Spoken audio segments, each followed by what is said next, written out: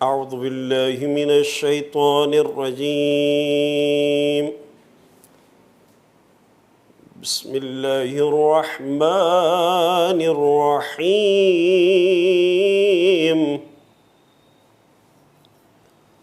والعصر إن الإنسان لفي خسر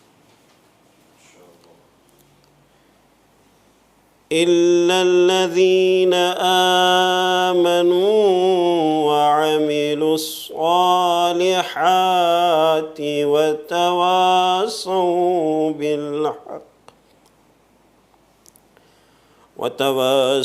بالحق وتواصوا بالصبر.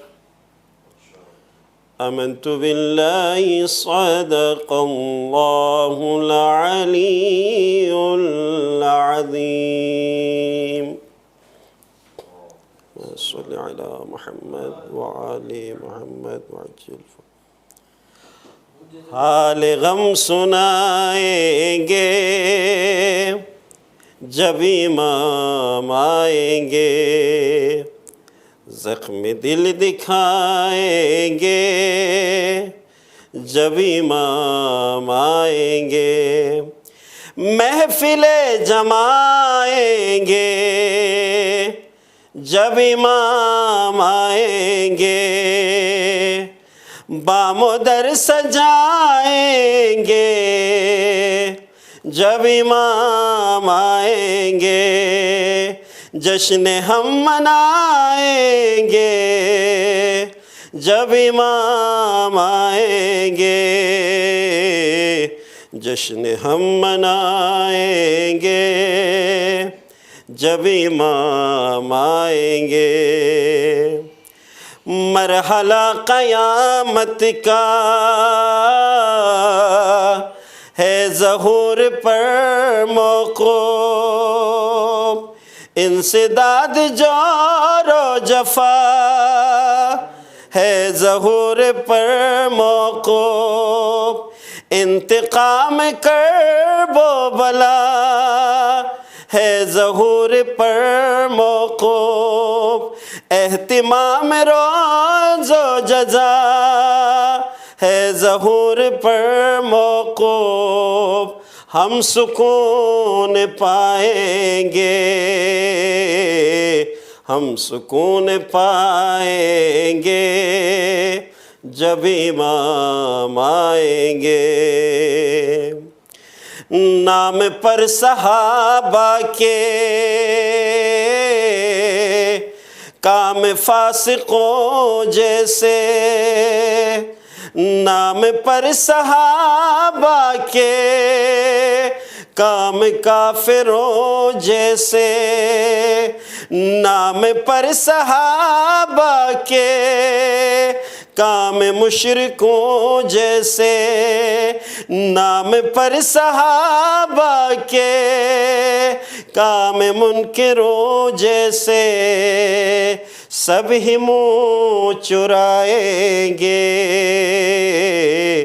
سب ہی منہ چرائیں گے جب امام آئیں گے، حال غم سنائیں گے جب امام آئیں گے۔ درود پڑھیے محمد اللہم صلی علی محمد وآل محمد وعجل۔ میں رضا بھائی سے گزارش کروں گا آج شب جمعہ مرحومین کی درجات کے بلندی کے لیے سورہ فاتح پڑھوائیں۔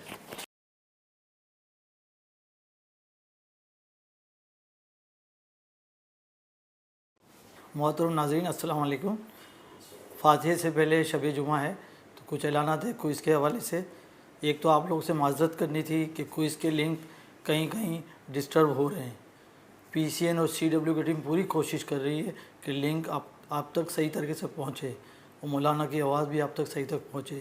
وہیں کہیں کہیں ڈسٹربنس ہے، وہ ٹیکنیکل فالٹ ہے، ہم اپنی پوری کوشش کر رہے ہیں اور اس کے لیے ہم نے 2 آلٹرنیٹ رکھے ہیں تاکہ آپ کا کوئی بھی درس مس نہ ہو جائے۔ ایک تو ہم نے پی سی این 1 پہ اگلے دن 3:15 بجے پی سی این 1 پہ دوبارہ ٹیلی کاسٹ ہو رہا ہے نشر مقرر کے طور پر، اور دوسرا جو کوئز کا جو لنک ہے اس پہ ہم نے اپڈیٹڈ ویڈیو ڈالی ہوئی ہے، جو صبح 6 بجے سے شام کو 6 بجے تک جو لنک آپ کو دیا گیا ہے کوئز کا، اس میں اپڈیٹ ویڈیو ہے، وہاں بھی آپ دیکھ سکتے ہیں۔ کوئز والے بھی دیکھ سکتے ہیں، جو کوئز میں حصہ نہیں لے رہے وہ بھی دیکھ سکتے ہیں، تاکہ آپ کا کوئی بھی درس پورے رمضان مہینے کا کوئی مس نہ ہو۔ انشاءاللہ بہت سی انٹری آ رہی ہے آپ کے ہمارے پاس، اور انشاءاللہ بڑے اچھے انعامات ہیں۔ ایک انعام کا اعلان ہم کر چکے ہیں ٹاپ اسکورر کے لیے، جو ایران کا ٹکٹ ہے، کراچی سے ایران کا تہران کا، باقی اور بھی بہت سے انعامات ہیں۔ تو آپ سے درخواست ہے کہ روزانہ کوئز میں پارٹیسپیٹ کریں۔ ساتھ ہی ساتھ ایک سورہ فاتحہ کی التماس ہے، میں نام لیتے جاؤں گا، آپ لوگوں سے ریکویسٹ ہے کہ ساتھ ساتھ صلوات بھی پڑھتے جائیں۔ صلی اللہ شہید احمد علی بھوجانی، دوست محمد بھوجانی، استاد شہید سبت جعفر، مولانا ہاشم رضا جعفری، مسٹر اور Mrs Akbar Ali Fida Hussain Lal ji, Syed Taqi Abid Rizvi, son of Ali Abid and Syeda Anwar Fatima S Mazar Hussain, Mr Wilayat Hussain A V D and Aqsa Zahra, Feroza Bano son of Bachu Bhai, Abida خاتون اینڈ دوست محمد، رمضان علی سن آف بہادر علی، شیرین بھائی محمد علی، محسن علی لاکھانی، محمد علی دھنجی son of Ghulam Hussain Dhanji, Mr and Mrs Yusuf Ali Rohani, Mr and Mrs Sher Ali Rajani and Ghulam Rajani and family, Salman Rajani and family, Mrs Kaneez Fatima wife of Muhammad Hussain Nayani, Mrs Razia Bano, Mr and Mrs Haider Bhai Allama, افضل علی بدامی ابو طالب scout والے، Ghulam Ali Panjwani sir, Haider Ali Wadia and family, Amarsi daughter of Karji with all family members, Bahadur Ali Amarsi and family members, Mrs Saima wife of Sajjad Hussain Devjani, Muhammad Abbas Tankiwala and چوکیدار Rajab Ali, Mr Mrs Shaban Ali Fida Hussain بھوجانی، Fatima بھائی محمد علی لیلانی، رضیہ بانو حسن علی، گلشن بانو حسن علی، اکبر علی حسن علی، معصوم ممتاز حسین راجانی، معصومہ طاہرہ علی روجانی and پیار علی روجانی wife of پیار علی روجانی، امین Ali son of Ghulam Ali, Amin Ali son of Qasim Ali, Sabira Bano wife of Raza Ali, Ramzan Ali Bakhsh Badinwala, Ghulam علی لکھاپور والا سن of پیار علی لکھاپور والا، اور غلام عباس ماما، بہادر علی باوا، محسن ہمانی، اور ساتھ ہی ساتھ ہمارے جتنے بھی سپورٹر ہیں، ڈونرز ہیں،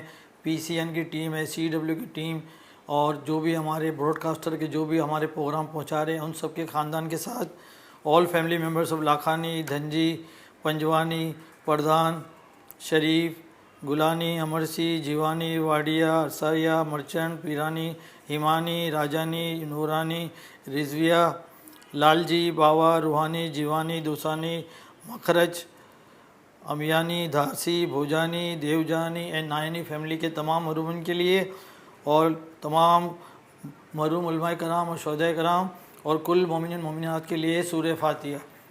بسم اللہ الرحمن الرحیم، الحمدللہ رب العالمین الرحمن الرحیم مالک یوم الدین، ایاک نعبد و ایاک نستعین اہدنا الصراط المستقیم صراط الذین انعمت علیہم غیر المغضوب علیہم ولا الضالین۔ بسم اللہ الرحمن الرحیم، قل هو اللہ اللہ الصمد لم یلد ولم یولد ولم یکن له کفوا احد۔ بسم اللہ الرحمن الرحیم، قل هو اللہ اللہ الصمد لم یلد ولم یولد ولم یکن له کفوا احد۔ بسم اللہ الرحمن الرحیم، قل هو اللہ اللہ الصمد لم یلد ولم یولد ولم یکن له کفوا احد۔ ان اللہ وملائکتہ یصلون علی النبی یا ایھا الذین آمنوا صلوا علیہ وسلموا تسلیما، اللہم صلی علی محمد وآل محمد۔ میں دعوت دوں گا مولانا تقی مہدوی صاحب سے، آئیں اور اس نشست سے خطاب کریں۔ بر محمد وآل محمد صلوات۔ اللهم صل على محمد وآل محمد وعجل فرجهم۔ بر محمد وآل محمد صلوات۔ اللهم صل على محمد وآل محمد وعجل فرجهم۔ اعوذ باللہ من الشیطان الرجیم، بسم اللہ الرحمن الرحیم، الحمد للہ رب العالمین، الحمد للہ الذی هو الاول والآخر والظاہر والباطن وله الملک وله الحمد، یحیی ویمیت ویمیت ویحیی وهو حي لا يموت بيده الخير وهو على كل شيء قدير والصلاة والسلام على النبي الأمي القرشي الهاشمي المكي المدني الأبتحي الطهامي العبد المؤيد والرسول المسدد المصطفى الأمجد المحمود الأحمد حبيب إله العالمين سيدنا ومولانا أبي القاسم محمد اللهم صل على محمد وآل محمد وعلى أهل بيته الطيبين الطاهرين المعصومين المظلومين الذين أذهب الله عنهم الرجس وطهرهم تطهيرا اللهم صل على محمد وآل محمد ولعنة الله على أعدائهم أجمعين أما بعد فقد قال الله تبارك وتعالى في محكم كتابه المجيد وفرقانه الحميد بسم الله الرحمن الرحيم يا أيتها النفس المطمئنة ارجعي إلى ربك راضية مرضية فادخلی فی عبادی وادخلی جنتی. درود پڑھ دیجئے محمد و آل محمد. اللہم صلی علی محمد و آل محمد وعجل فرجہ. عزیزان گرامی قدر، شب جمعہ ہے اور شب جمعہ عبادات کی رات ہے، زمانے کے امام کی رات ہے، مغفرت کی رات ہے، توبہ کی رات ہے. اور چونکہ ماہ مبارک رمضان کے اندر یہ رات واقع ہوئی ہے، اس لیے ضروری سمجھتے ہیں کہ ایک فقہی مسئلے کو بھی آپ کی خدمت بیان کریں. جو آنے والی راتیں ہیں اس میں شبہ قدر بھی ہیں، اس لیے بہت سارے مومنین رات جاگ کر گزاریں گے. تو صرف ہمیں رات جاگنا نہیں ہے بلکہ اپنے دل کو بھی بیدار رکھنا ہے. تو اس کے لیے ایک اہم عمل جو ہم ان راتوں میں انجام دے سکتے ہیں وہ نماز شب کا ہے. نماز شب تو ویسے سارا سال پڑھنا چاہیے، اور یہ اتنی اہم عبادت ہے کہ آغا علی قاضی طباطبائی کی خدمت میں ایک شخص نے سوال کیا کہ آغا جان اگر کسی کے پاس دنیا نہ ہو، غریب ہو، مفلس ہو، نادار ہو، وہ کیا کرے، کون سی دعا پڑھے؟ تو آغا علی قاضی طباطبائی یہ وہ ہیں کہ جو علامہ طباطبائی تفسیر المیزان والے ان کے استاد ہیں، آغا خمینی کے استاد ہیں، اور آغا بہجت کے بھی استاد. وہ یہ فرماتے ہیں کہ اگر کوئی شخص مفلس ہو اور وہ ثروت مند بننا چاہتا ہو تو اسے چاہیے کہ روزانہ نماز شب پڑھے. اس نے آگے بڑھ کے سوال کیا کہ اچھا اگر کسی کے پاس دنیا ہو لیکن آخرت نہ ہو پھر وہ کیا کرے؟ تو آقا نے پھر یہ جواب دیا کہ آخرت اگر مانگتے ہو تب بھی نماز شب پڑھو. اس نے عرض کیا کہ اگر دنیا اور آخرت دونوں ہی چاہیے پھر کیا کرے؟ تو کہا کہ پھر بھی نماز شب پڑھے. نماز شب ایسی چیز ہے کہ جس کے اندر دنیا بھی اعلیٰ ہے اور آخرت بھی اعلیٰ ہے. اور چھٹے امام جعفر صادق علیہ السلام باقاعدہ روایت کے اندر بیان فرماتے ہیں کہ اگر کوئی شخص نماز شب پڑھتا ہے تو اس کا چہرہ نورانی ہوتا ہے، نماز شب پڑھتا ہے تو اس کے وجود سے خوشبو ساطع ہوتی ہے، نماز شب پڑھتا ہے تو اس کے رزق میں اضافہ ہوتا ہے، نماز شب پڑھتا ہے تو قرض اس کا ادا ہوتا ہے، نماز شب پڑھتا ہے تو اہل بیت کی ہم نشینی نصیب ہوتی ہے آخرت کے اندر بھی. پھر آگے شاہ فرماتے ہیں چھٹے سے سرکار کا جملہ یہ ہے کہ اگر کسی گھر کے اندر نماز شب پڑھی جا رہی ہوتی ہے اور تلاوت قرآن کریم کی جا رہی ہوتی ہے تو یہ گھر آسمان والوں کے لیے ایسے ہی چمکتا ہے جیسے زمین والوں کے لیے آسمان کے ستارے چمکتے ہیں. تو دنیا کی بھی ساری نعمتیں ملتی ہیں نماز شب سے، آخرت کی بھی نعمتیں ملتی ہیں. تو نماز شب واقعاً کبھی کبھار ایسی مستحب عبادتیں ہوتی ہیں کہ جس کا ثواب واجب عبادتوں سے بھی زیادہ ہوتا ہے. اور شاید ہو سکتا ہے کہ ہمارے ناظرین کے لیے یہ تعجب انگیز بات ہو کہ مولانا کچھ زیادہ ہی مبالغہ کر کے چلے گئے کہ واجب عبادتوں سے زیادہ ثواب بھی مستحب عبادت کا ہو سکتا ہے. کیا ایسا پاسبل ہے؟ تو اس کے لیے ہمارے پاس بے شمار مثالیں، اس میں سے ایک چھوٹی سی مثال آپ کی خدمت بیان کروں گا کہ یہ روایت کا جملہ یہ ہے کہ سلام میں 70 نیکیاں ہیں. ٹھیک ہے، سلام کرنے والے کو 69 نیکیاں ملتی ہیں، جواب دینے والے کو صرف 1 نیکی ملتی ہے. تو سلام کرنا مستحب ہے، جواب دینا واجب ہے، لیکن جواب دینے والے کو 1 نیکی اور جو مستحب عمل انجام دے رہا ہے اس کو 69 نیکیاں ملتی ہیں. اور اسی طریقے سے آپ دیکھیں گے کہ زیارت امام حسین کا اجر و ثواب کتنا بیان ہوا ہے، زیارت امام رضا علیہ السلام کا اجر و ثواب کتنا بیان ہوا ہے. تو اس میں 1000 حج کا ثواب ہے، اور کہیں پر تو 1000 حج کا ثواب ہے. اور اس کے اندر کوئی تفریق نہیں آئی ہے کسی روایت کے اندر کہ ہم یہ جو حج کی بات کر رہے ہیں مستحب حج کی بات کر رہے ہیں، واجب حج کی بات نہیں کر رہے. نہیں، زیارت امام حسین کے ثواب بہت زیادہ ہے، زیارت امام علی رضا علیہ السلام کا ثواب بہت زیادہ ہے، اور اسی طریقے سے باقی ائمہ علیہ السلام کی زیارتوں کا ثواب. تو کچھ مستحب عبادتیں ایسی ہوتی ہیں کہ جس کا اجر و ثواب پروردگار عالم نے واجب عبادتوں سے زیادہ رکھا ہوتا ہے. اور مزے کی بات یہ ہے کہ نماز شب کے بارے میں ایک اور خاص روایت ہے جس سے معلوم یہ ہوتا ہے کہ کبھی کبھار مستحب عبادت پروردگار کو زیادہ محبوب ہوتی ہے واجب عبادت سے۔ وہ کیسے؟ چھٹے امام جعفر صادق علیہ السلام یہ فرماتے ہیں کہ اگر کوئی شخص نماز شب اپنی قضا کر لے لیکن قضا کرنے کے بعد اس کی ادائیگی کرے تو پروردگار آسمان پر اپنے ملائکہ پر فخر کرتا ہے کہ اے میرے فرشتوں ذرا اس بندے کو دیکھو، نماز شب کی قضا اس پر واجب نہیں تھی پھر بھی یہ نماز پڑھ رہا ہے، تو ہم نے اس قضا نماز کی وجہ سے اس کے سارے گناہ معاف کر دیے۔ تو کبھی کبھار پروردگار عالم کو وہ مستحب نماز زیادہ عزیز ہیں۔ یہ تو جو تم واجب نمازیں پڑھ رہے ہو جہنم سے بچنے کے لیے پڑھ رہے ہو، نماز شب نہیں پڑھے گا تو جہنم میں نہیں جائے گا، لیکن پھر بھی اگر بندگی پروردگار کے لیے آ رہا ہے تو پروردگار کو زیادہ محبوب ہوتا ہے۔ اس لیے نماز شب کی اہمیت بہت زیادہ ہے، اور پھر نبی اکرم پر اور بعض روایات کے مطابق باقی معصومین پر نماز شب کو پروردگار نے واجب قرار دیا تھا۔ وَمِنَ اللَّيْلِ فَتَہَجَّدْ، رات کا وقت آ جائے تو تجھے چاہیے کہ نماز شب پڑھ، نماز تہجد پڑھ۔ اور پیغمبر نے اس حکم پر ایسے عمل کیا کہ رات بھر جاگا کرتے تھے اور نماز شب پڑھا کرتے تھے۔ تو پھر وہ آیت دوبارہ نازل ہوئی کہ بسم اللہ الرحمن الرحیم یا ایھا المزمل قم اللیل الا قلیلا، اے چادر اوڑھنے والے میرے حبیب نمازوں کے لیے اٹھا کر رات میں، لیکن ذرا کم اٹھا کر۔ تو دنیا جہاں کے مسلمانوں کو پروردگار کہہ رہا ہے کہ تم جاگو اور نماز شب پڑھو، اس کا حبیب اتنی نمازیں پڑھتا تھا کہ حکم دیا کہ ذرا نمازیں کم پڑھا کرو۔ لیکن ہاں وہی رسول جب کوثر پاتے ہیں تو پھر آیت آتی ہے کہ انا اعطیناک الکوثر فصل لربک وانحر، اے حبیب جب ہم نے آپ کو کوثر عطا کر دیا ہے تو اب آپ اپنے رب کی نمازیں بھی پڑھیں اور قربانی بھی دیں۔ کوثر کا کیا کہنا؟ تو بہرحال نماز شب ایسی ہے کہ جو معصومین چھوڑا نہیں کرتے تھے اور اس کا خاص اہتمام فرمایا کرتے تھے۔ اب سوال یہ پیدا ہوتا ہے کہ وہ شرعی طریقہ کیا ہے نماز شب پڑھنے کا، کہ اگر اس طرح سے پڑھی جائے تو کہا جائے گا کہ یہ روایات کے مطابق بہت بیسٹ طریقے سے نماز شب پڑھی گئی، کیونکہ ہمارے یہاں اتنا زیادہ مکس کر دیا گیا ہے۔ 2 رکعت نماز فجر کی طرح پڑھ لو تو لوگ یہ سمجھتے ہیں کہ اس کے کوئی خاص آداب نہیں ہے، جیسی مرضی آئے دل کیا ویسے نماز شب پڑھ لی وہ ٹھیک ہے۔ نہیں، اس کے خاص آداب ہیں، کچھ رولز ہیں، اگر اس کو فالو کریں گے تو اس کا زیادہ ثواب ہے۔ اور پھر انشاءاللہ ہم کوشش کریں گے کہ آخر میں مختصر ترین نماز شب کا طریقہ بھی آپ کی خدمت بیان کریں۔ تو پہلے تو یہ ہے کہ جو نماز شب پڑھنے کا تفصیلی طریقہ ہے وہ 11 رکعت کی نماز ہے، اور جب بھی مستحب نماز کے بارے میں کہا جائے کہ آپ کو 11 رکعتیں پڑھنی ہیں، آپ کو 10 رکعتیں پڑھنی ہیں، آپ کو 12 رکعتیں پڑھنی ہیں، تو کبھی بھی اس کا مطلب نہیں ہوتا کہ ایک ساتھ 12 رکعتیں نماز پڑھ لیں۔ ساری 12 رکعتیں والی کوئی بھی نماز نہیں ہوتی۔ مستحب نمازوں میں جب بھی کہا جائے، جیسے مسجد کوفہ میں انسان جاتا ہے 4 رکعت فلاں ستون کے پیچھے نماز پڑھنی ہے، تو 4 رکعت ویسے نہیں پڑھ سکتے کہ جیسے نماز عشاء ہوتی ہے۔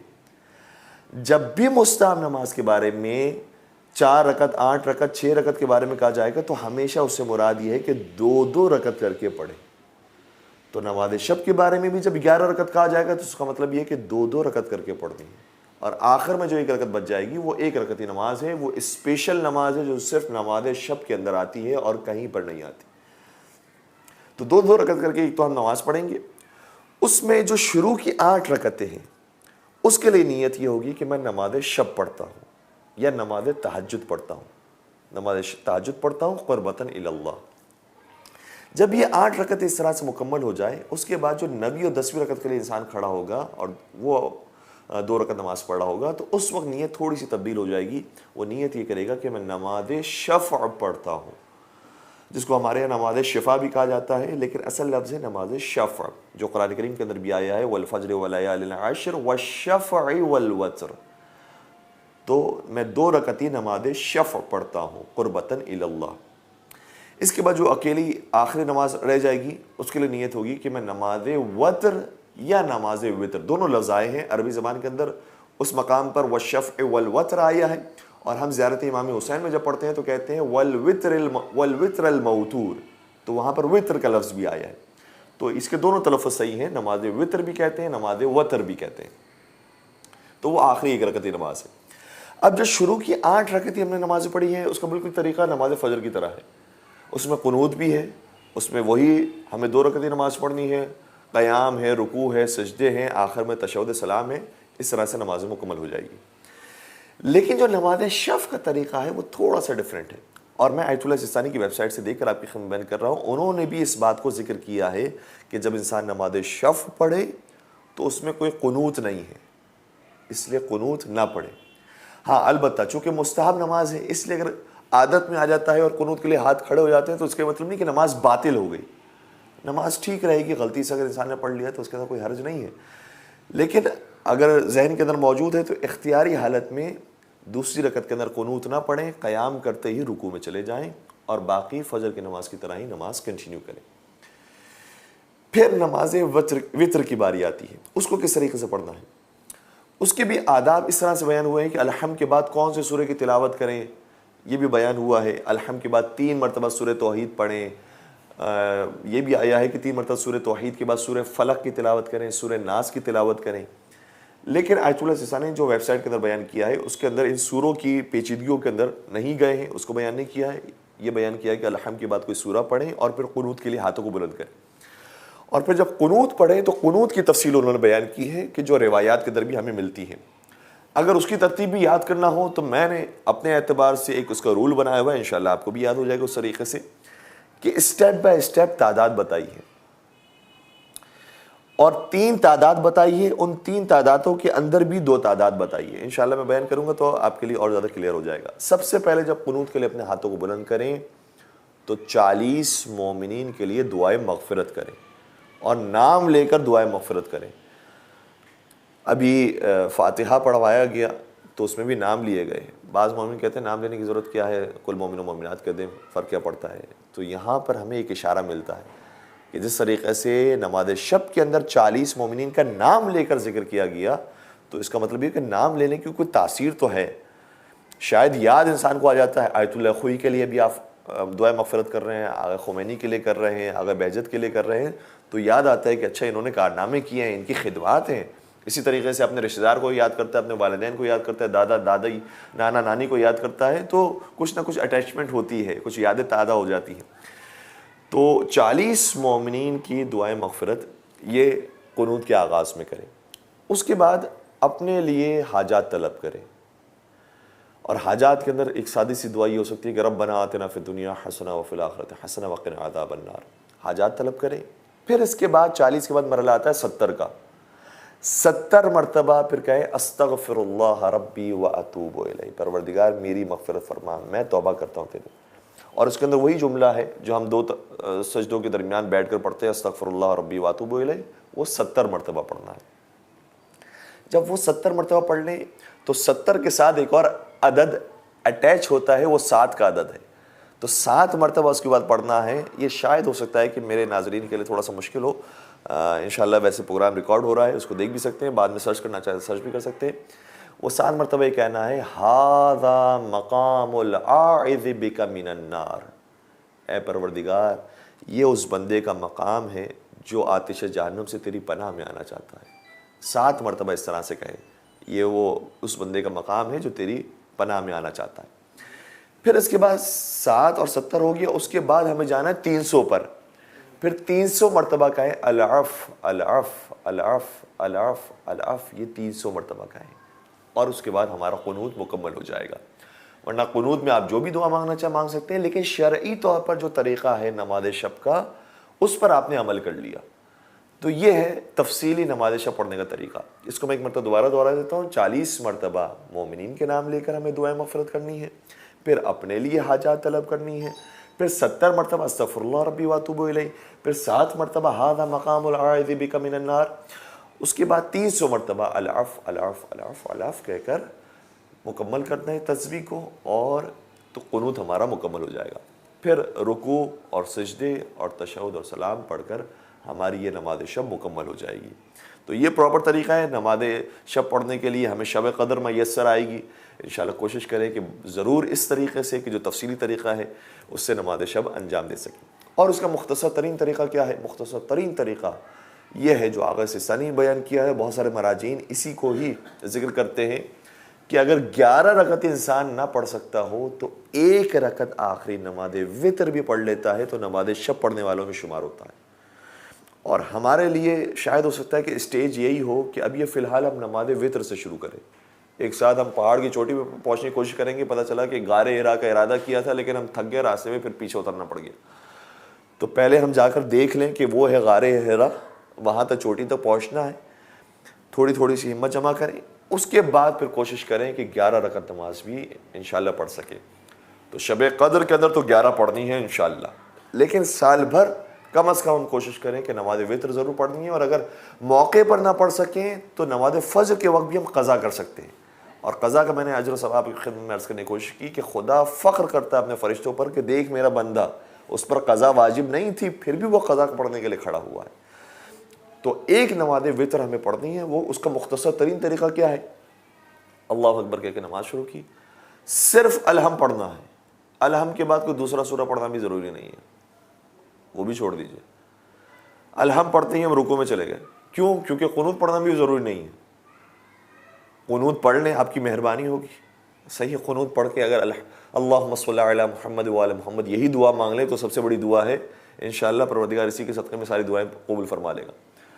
تو قنوت پڑھ لیں تو بہت اچھی بات ہے, لیکن واجب وہ بھی نہیں ہے. اور پھر ہم چلے گئے رکوع میں. رکوع میں جا کر صرف ہمیں ذکر رکوع پڑھنا ہے, سبحان اللہ سبحان اللہ سبحان اللہ, بس. یا ہم پڑھ لیں سبحان ربی العظیم وبحمدہ, بس. اس کے بعد کھڑے ہو جائیں. سمع اللہ لمن حمدہ کہنا بھی واجب نہیں ہے, وہ بھی اگر نہیں کہتے ہیں نہیں کہیں. آ جائیں سجدے کے اندر, سجدے کے اندر پھر دوبارہ سے کہنا ہے سبحان اللہ سبحان اللہ سبحان اللہ. پھر سجدے سر اٹھا لیجئے, استغفر اللہ ربی واتوب الیہ کہنا واجب نہیں ہے, سر سجدے میں رکھ دیجئے, سبحان اللہ سبحان اللہ سبحان اللہ کہہ کے پھر سر سجدے سے اٹھا لیجئے, تشہد و سلام پڑھ کے نماز مکمل. اتنی چھوٹی سی مختصر سی نماز ہے, لیکن اگر کوئی یہ پڑھ لیتا ہے تو نماز شب پڑھنے والوں میں اس کا شمار ہوتا ہے. اور نماز شب کی برکات ہم نے آپ کی خدمت بیان کی کہ دنیا اور آخرت دونوں نماز شب کے اندر ہیں. واقعاً ایسا ہی ہے. بعض دفعہ لوگ پریشان ہوتے ہیں اور بڑے بڑے عامل باباؤں یہ سب کے چکروں میں پڑ جاتے ہیں. نماز شب تمہارے گھر کے اندر موجود ہے, آسانی سے پڑھ سکتی ہو. خود اس ٹائم پہ نہیں پڑھ سکتے ہو تو قضا پڑھ سکتے ہو. نماز شب کو انسان فراموش نہ کرے. ایک درود پڑھ دیجئے محمد و آل محمد پر. آج ہمارا ارادہ یہ تھا کہ کچھ باتیں تربیت اولاد کے حوالے سے بھی آپ کی خدمت بیان کریں, اور وہ جو رسمی انداز ہوتا ہے کہ اولاد کو پیار و محبت بھی دینا ہے. اولاد جو ہے وہ سید و سردار ہوتے ہیں 7 سال تک, پھر تمہارے غلام ہو جاتے ہیں, پھر تمہارے وزیر ہو جاتے ہیں. یہ ساری باتیں آپ کی سنی ہوئی اور اس پر عمل بھی ہونا چاہیے, ایسا ہی ہے. لیکن اس سے تھوڑا سا ہٹ کر بھی کچھ مطالب کو بیان کرنے کی کوشش کریں گے. مولا امیر کائنات حضرت علی ابن ابی طالب علیہ السلام نہج البلاغہ کے اندر ارشاد فرماتے ہیں, اور بڑا عجیب جملہ ہے ان کا. فرماتے ہیں کہ اذا کان الرفق خرقا کان الخرق رفقا ربما کان دواء داء وداء دواء. اب ہمارے ہاں طریقہ یہ ہوتا ہے کہ جب بھی تربیت اولاد کی بات آتی ہے, جب بھی بچوں کی بات آتی ہے, تو ہر کوئی آپ کو یہی لیکچر دیتا ہوا نظر آئے گا کہ بھائی بچوں سے نرمی سے بات کیا کرو, پیار و محبت سے بات کیا کرو, یہ چھوٹے ہیں پھول ہیں, ان سے جب بھی بات کرو ہمیشہ محبت کی زبان سے بات کیا کرو. ٹھیک ہے, یہ بہت ضروری ہے, اور میں تو یہ کہوں گا کہ شاید 99% اسی طریقے سے ہمیں بات کرنی ہے. چاہے ہمارا بچہ کبھی ہمارے برتن گھر کے توڑ رہا ہے, کبھی دیوار خراب کر رہا ہے, کبھی اس نے ہمارے جو دفتر وہ ہے نوٹ بک ہے دفتر جس کو ہم کہتے ہیں اس کو خراب کر دیا, اس کو پھاڑ دیا, اس کے اوپر لٹورے کر دیے ہیں, اس کو خط خطی کر دی ہے. لیکن وہاں پہ برداشت سے کام لینا ہے, پیار محبت سے اس کو ٹیکل کرنا ہے. لیکن اس کا یہ مطلب نہیں ہے کہ اگر بچہ کوئی غلط کام کر رہا ہے, موبائل پر اس نے غلط چیز دیکھی ہے, تو آپ لوگ کیا فرق پڑتا ہے, ابھی تو بچہ ہے, بڑا ہوگا ٹھیک ہو جائے گا. نہیں, کچھ موقع ایسے ہیں کہ جہاں پر اس کو روکنا ہے. اور کون سے وہ موقع ہیں؟ مواقع بہت سارے ہیں جس میں روکنا ہے, لیکن اس کا اصول میں آپ کی خدمت بیان کرنے کی کوشش کروں گا. پہلی چیز, اگر کوئی بچہ ایسا کام کر رہا ہے کہ جو بہت بڑا گناہ ہے, اس گناہ پر روکنا پڑے گا. دیکھیں کچھ گناہ ایسے ہوتے ہیں جو ابھی اس کی ذمہ داری نہیں ہے, جیسے نماز فجر کے لیے جاگنا اس کی بھی ذمہ داری نہیں ہے, اس کو ہم بہت بڑے گناہ کے اندر بھی شمار نہیں کریں گے. اس کو پروردگار نے واجب نہیں قرار دیا ہے, اس لیے چلے وہ سو رہا ہے, نہ اٹھا سکے, کوئی حرج نہیں ہے. لیکن جیسے جیسے وہ بڑا ہوتا جائے گا پھر اس کی ذمہ داری آتی جائے گی, پھر آپ کوشش کریں گے کہ نماز فجر کے لیے اس کو اٹھائیں. رمضان آئے گا اس کے روزے رکھوائیں. ائمہ علیہ السلام نے سکھایا ہے کہ ہم اپنے بچوں کو 7 برس کے جب ہو جاتے ہیں تو روزے رکھنے کی ترغیب دلاتے ہیں, اور جب وہ آدھے روزے رکھتے ہیں یا 3/4 روزہ رکھ لیتے ہیں تو ہم انہیں تحفہ بھی دیتے ہیں, اپریسیشن بھی دیتے ہیں. یہ بھی ضروری ہے. تو کچھ چیزیں ایسی ہیں واجبات میں سے ہم یہ کہیں گے کہ ہاں یہ تو ایج کے حساب سے ہے، جیسے جیسے ان کے اندر طاقت آتی آئے گی نمازیں بھی پڑھیں گے، روزہ بھی رکھیں گے، حج پر بھی جائیں گے. لیکن کچھ آج کل کے حالات کے حساب سے جب موبائل دے دیا جاتا ہے تو کہیں سے کہیں بچہ چلا جاتا ہے. اور یہ رپورٹ ہے جب اسکول کے اندر والدین کو بلایا گیا، ان سے سوال کیا گیا کہ کیا آپ کا بچہ فحاشی کو بھی دیکھتا ہے موبائل کے اندر؟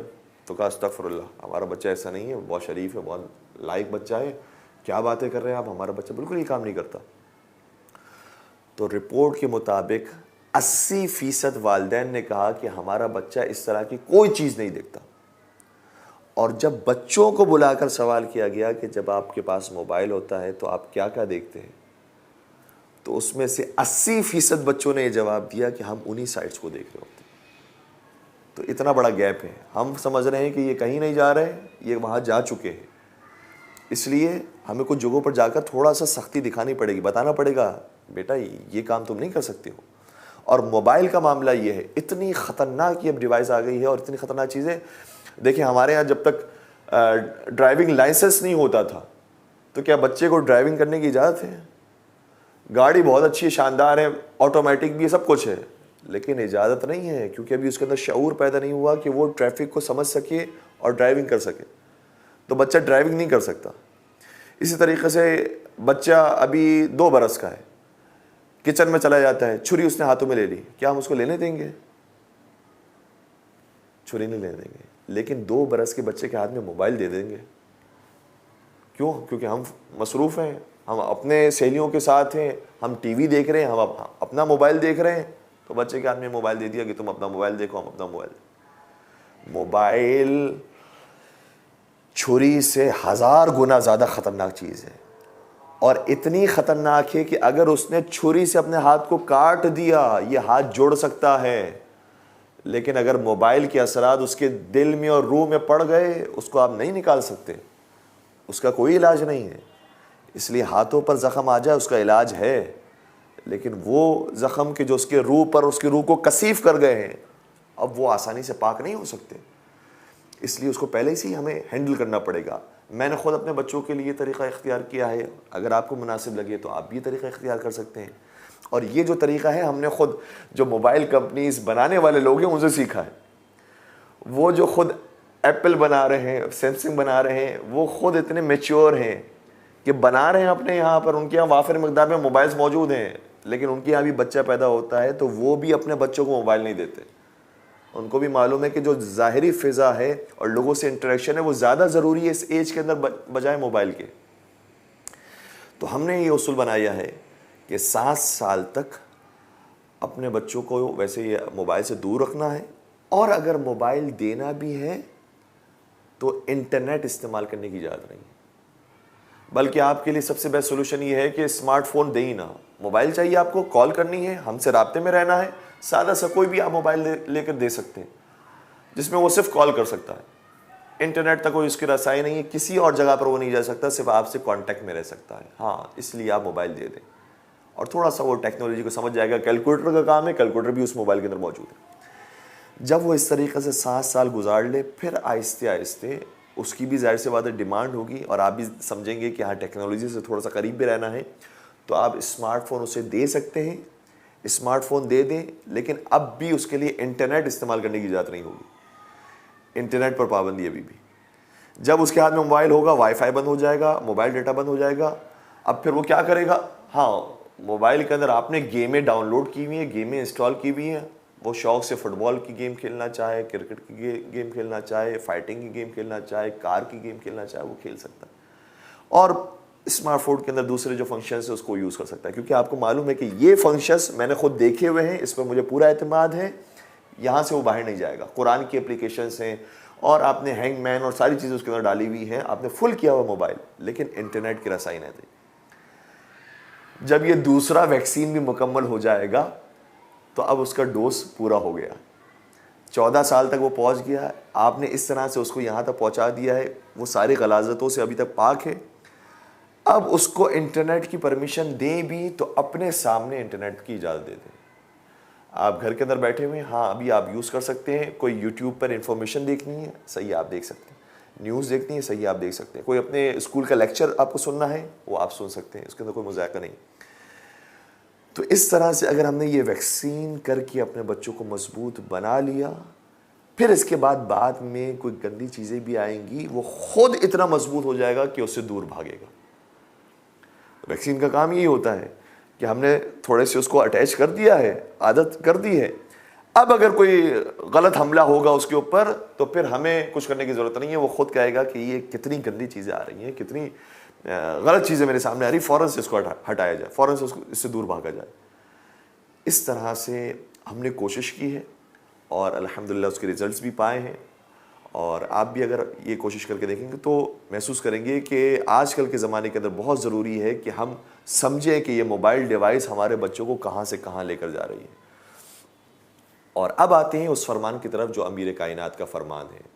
فرماتے ہیں کہ اذا کان الرفق خرقا کان الخرق رفقا, اگر تم نے غلط موقع پر نرمی دکھائی جہاں پر سختی دکھانا تھی, تو پھر تمہیں نرمی دکھانے کے بعد بالآخر ایک موقع پر سختی دکھانا پڑے گی, جبکہ اس موقع پر تمہیں نرمی دکھانی چاہیے تھی. بہت باریک مولا کا فرمان ہے. اگر ہم نے سختی کے موقع پر نرمی دکھا دی تو پھر آئندہ جا کر جہاں نرمی دکھانی چاہیے تھی وہاں پر سختی دکھانے پڑ جائے گی, اور اس سختی کو کوئی فائدہ نہیں ہوگا.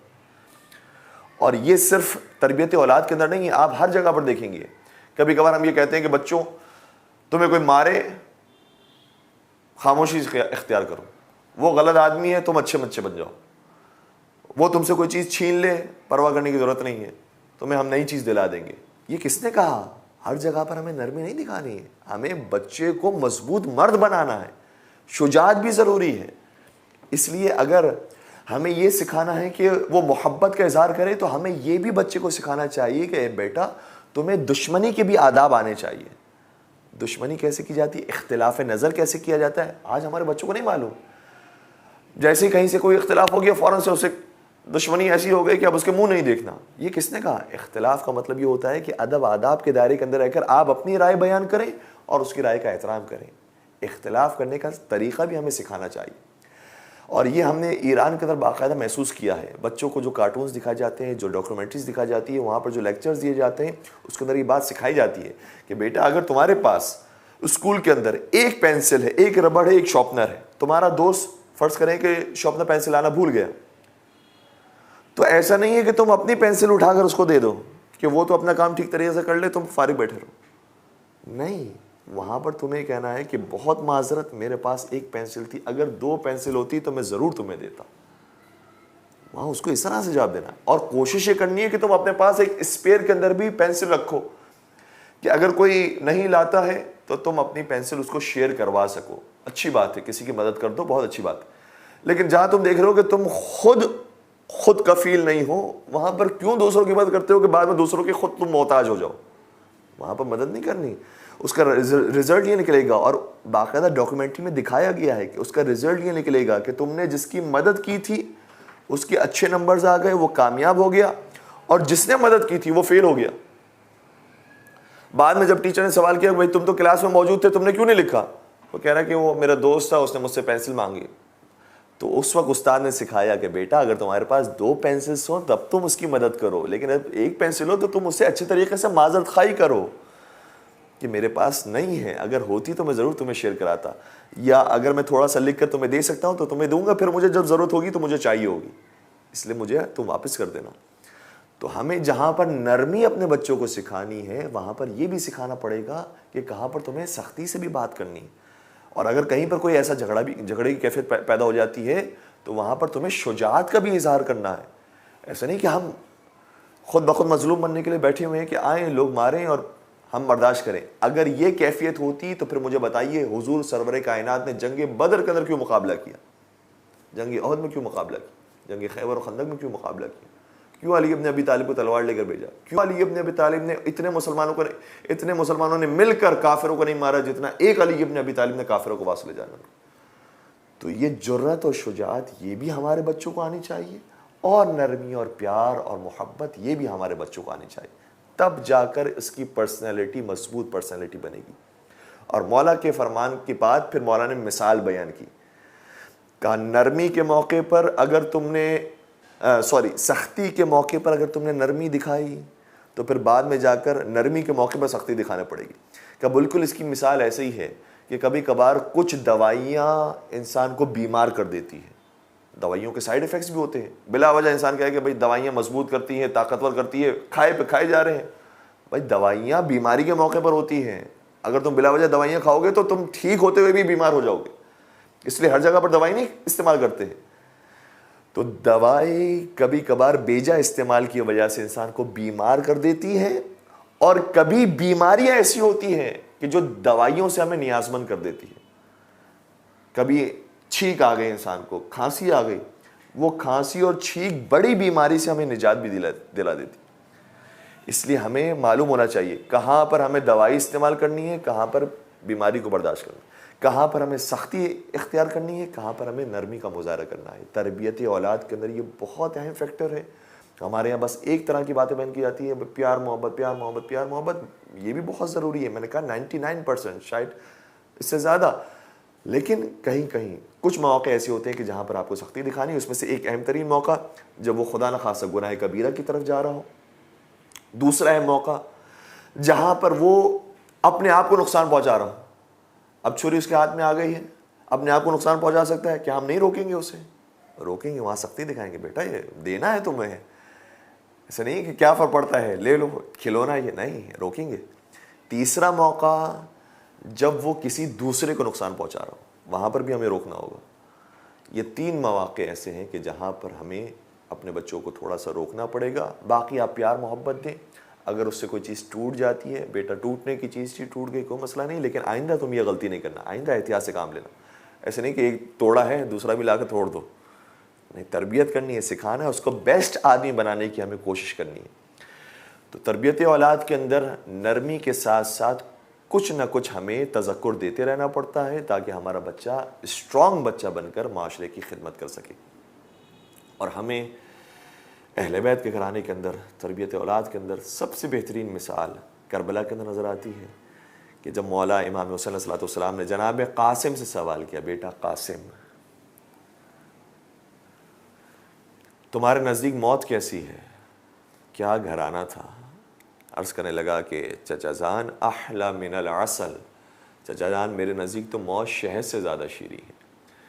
جس کے لیے اتنا تصور کلیئر ہو زندگی اور موت کا, حق بنتا ہے کہ وہ کربلا والوں کی فہرست میں شامل ہو.